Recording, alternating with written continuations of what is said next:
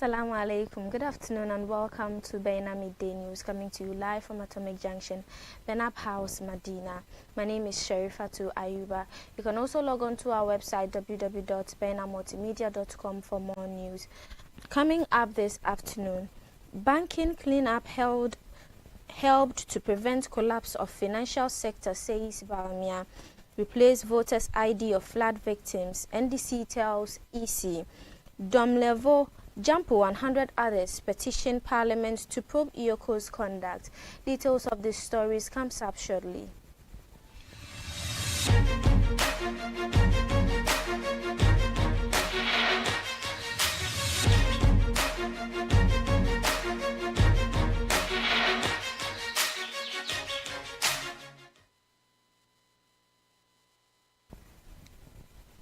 Thank you for staying. As remember, streaming live on Facebook and on YouTube at Baina TV.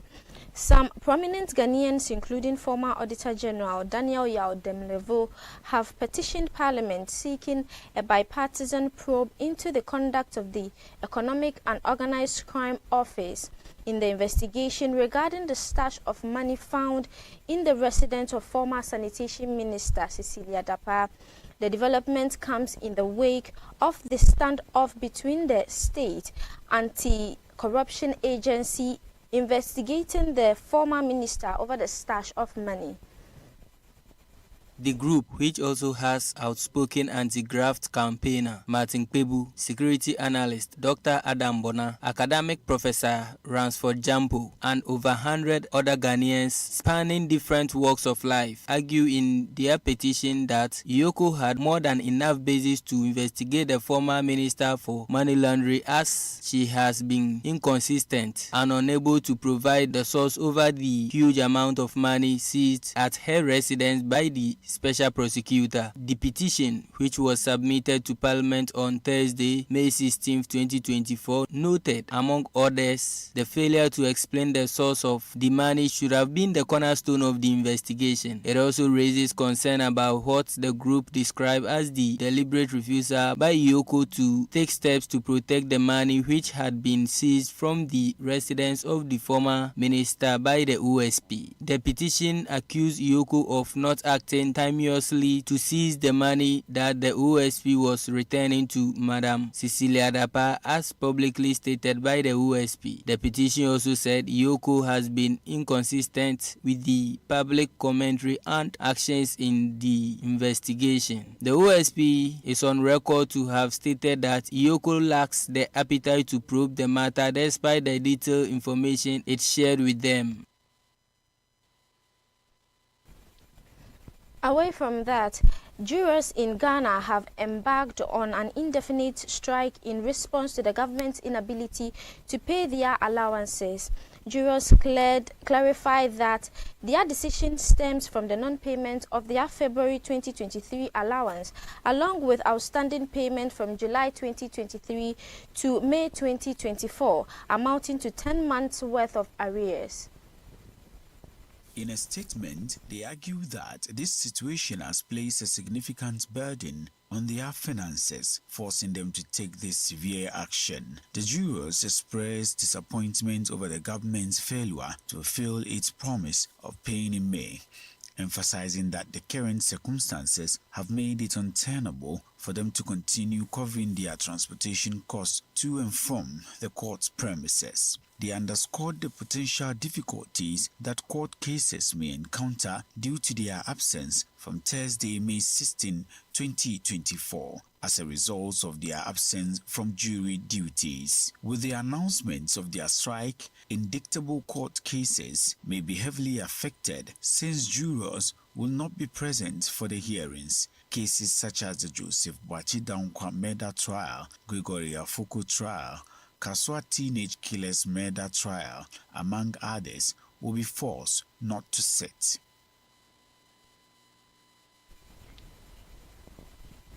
A former member of the Provisional National Defense Council, ex-Sergeant Daniel Akatapori, have revealed his involvement in the June 4th uprising under the influence of the former President Jerry John Rawlings. Ex-Sergeant Akatapori said he was persuaded by Rawlings to provide information that helped fuel the uprising. On June 4, 1979, Flight Lieutenant Jerry John Rawlings led a change in government by the Armed Forces Revolutionary Council (AFRC) via a coup. The June 4th Revolution, also known as the June 4th Uprising, arose out of corruption, bad governance, and frustration among the general public. By speaking on a sister station, the former soldier highlighted that he saw as Rawlings' disdain for Dr. Kwame Nkrumah and his resistance to acknowledge Dr. Nkrumah's accomplishments. What was sold to me, Chris, every day is about Nkrumahism. Okay. Rawlings, the same thing. Rawlings fooled everybody. Look, Rawlings gave me 3 books of ABC of Socialism. He gave it to you? He gave it to me. He gave me those books. And when he met me for the first time, he said, you know, I really respect you. You can see forward. You will have to follow Nkrumah. That's what Rawlings told me. So Akatapori also disclosed that Rawlings manipulated certain prominent military figures to rally behind his agenda, ultimately leading to the uprising. He said even though assisting Rawlings to bring about the change by all desired at the time, it was tricky because he was working for military intelligence as well. To help to bring about the change. It was tricky, you see, because at that time, to be honest, we are in an interview and it's for history. Look, I was working for the military intelligence as well at that time. Okay. Yeah, that's the honest truth. Oh, okay. Yeah. So, in a way, it was a betrayal of the military intelligence by me. You get it? But it was for a greater good, in my view. Yeah, so that's why I did what I did. He also recounted an instance where they had planned to remove a statue of Lieutenant General Emmanuel Kwesi Kotoka and how Rawlings fumed at the idea. I started it because immediately after we took over, it became clear that Rawlings was not Nkrumahist, because we wanted to go and bring down Kotoka's statue at the airport, and Rawlings went red. The man was a dictator. How can we even think of that? And Kotoka tried to bring democracy, and he was killed, and you know, all kinds of he was just ranting. That goes, that's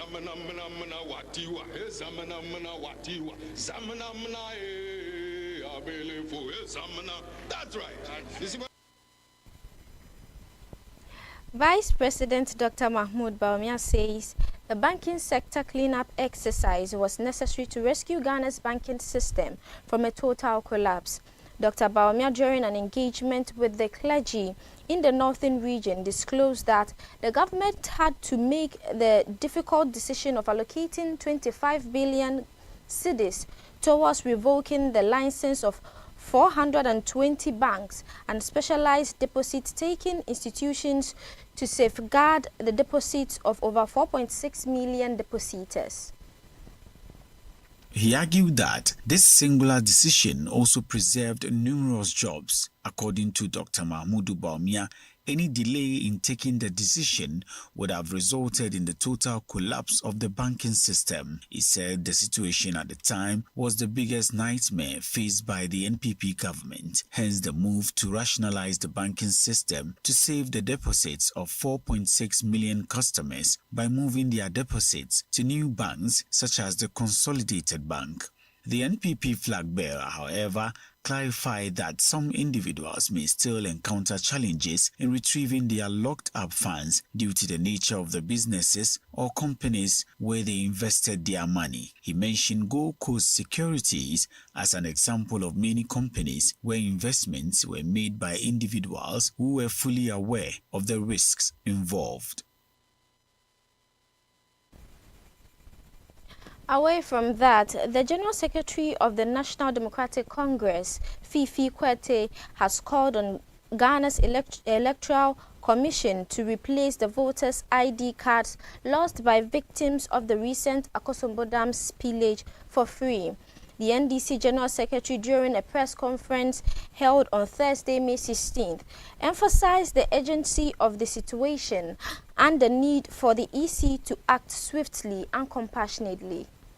Mr. Fifi Kwete demanded the Electoral Commission replace lost voter ID cards at no cost to the victims of the flood that happened along the Volta River and the lake. Among other things, Fifi Kwete also highlighted broader concern regarding the EC's operation. The NDC as a party is pushing for an independent, bipartisan parliamentary investigation into the EC's handlings of sensitive equipment, citing the theft of biometric voter registration (BVR) kits that were under surveillance at the EC headquarters and the unexplained loss of biometric verification devices (BVDs). Fifi Kwete warns the EC's actions in the coming days will signal its commitment to upholding the democratic process in Ghana, adding that the NDC will accept nothing less than full accountability and immediate remedial actions to restore faith in our electoral process.